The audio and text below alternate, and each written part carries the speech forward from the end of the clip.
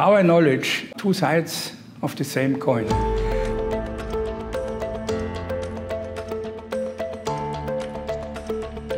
Knowledge is an absolutely foundational contribution to power or to empowerment of people. And if that is unevenly distributed, we have to ask the question, where does this come from? And the residency program is a format in which we combine scientists and non-scientists from all over the world in order to think about some fundamental aspects that make it difficult to evolve the world into the future, so the big problems. I'm a green microbiologist, and I've worked in a lot of communities to see how microbes interact with the environment. And by doing that, I've been to communities that are coastal communities that are greatly affected by the impacts of climate change. And what I'm trying to do is to draw parallel between microbes and people that are unseen, because microbes, we can't see them with our naked eyes. They're the most important organisms actually, because they're important in ecological balance, and they can even help us with carbon sequestration that can help climate change. So what I'm trying to do is draw parallel now. There's this community that women and girls or indigenous communities are often marginalized. We tend not to look at what is their role. They can actually contribute to climate resilience, but they often overlook. The voices are not heard. I think being a part of this residency, it's important to be a bit of a dreamer and to really think outside your own box and beyond your own limitations. I think we categorize ourselves really easily, but ultimately, if you want to create something with impact, you have to push boundaries and you have to be limitless.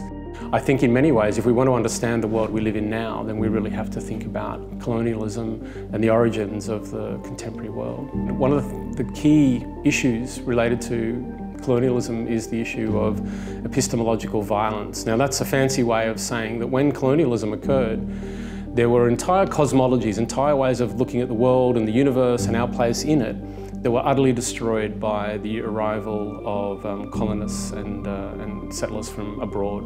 Knowledge systems, for example, that understood that you couldn't push the environment beyond its limits, that you couldn't cut down a forest and expect that the environment would remain the same, that you couldn't pollute a river and expect that that river would remain the same.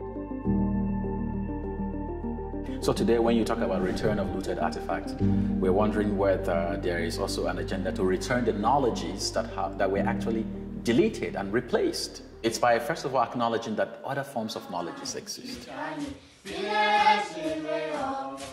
Traditional forms of knowledge production or knowledge distribution, as we have them in African societies, for instance, stories, dances, narratives, and other forms of expressive performances, you would find that they carry a lot of this information.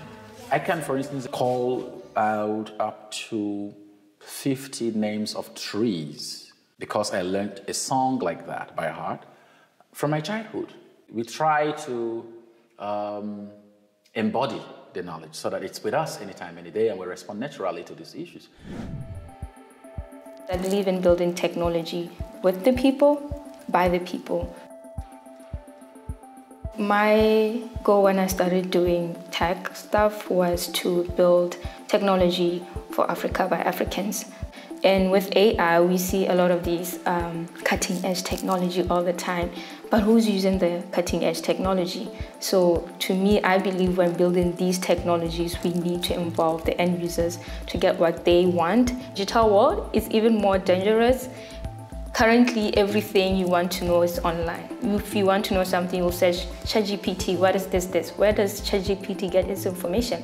Online. This knowledge comes from the research papers. The research papers comes from the data, and the data only represents a certain type of group. So the imbalance starts from there. The world is more connected than ever before. And the challenges that we face are also of a global nature. We've seen with the COVID how issues in one region can affect the entire world, which is why we need to combine our forces and work together to ensure that we are moving forward. COVID is a very interesting example to showcase how even when knowledge is exchanged equitably, the benefits go to certain major players, as we saw in the case of a lot of countries, high-income countries in the global north, developing the vaccine, keeping the vaccine for their own population. When you come in a space where there are different knowledge systems at work and different interests at work, the question is not about integrating, because integrating kind of implies that one can eat up the other, or that something can be integrated. I think what's more useful is thinking of them as parallel to one another. More like this pattern, for example, having different threads in a weave. If we think about different knowledge systems coming across as threads that are unique in their own, but also interacting with different colors of different threads, they create a much grander picture. One does not overpower the other, but instead enrich the other. We came up with a series of outputs that can help us generate awareness around these issues.